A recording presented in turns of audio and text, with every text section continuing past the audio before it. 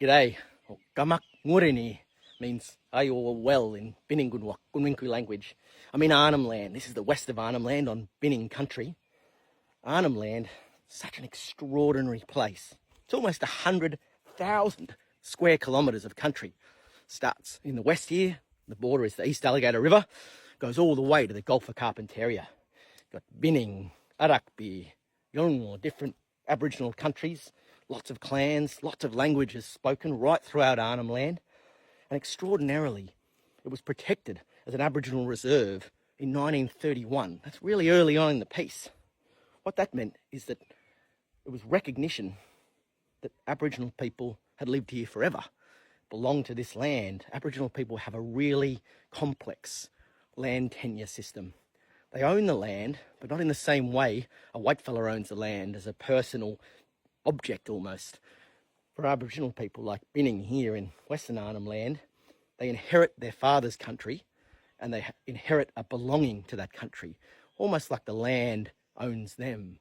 It's this complex system where you belong to your father's country and you have a caretaker or Jungai relationship to your mother's land. Much more complex, much more sophisticated than the Western idea of land tenure, but also much more deeper connection to the land itself.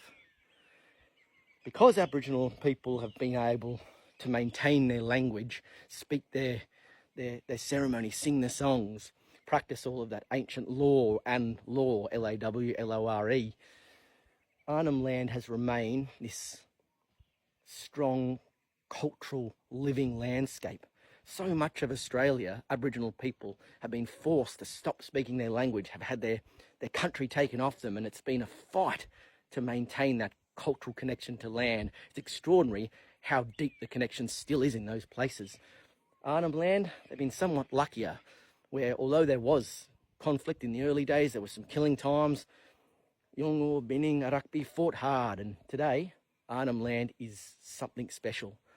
It's all privately owned land. Nowadays, native title means that under British law, under Australian law, Aboriginal people own their land. It's like private land ownership, like a cattle station. So you need permission to be on someone else's land, just like a cattle station. You wouldn't rock up on a cattle station without asking the station owner first. Same goes here. You need permission to be on someone's land.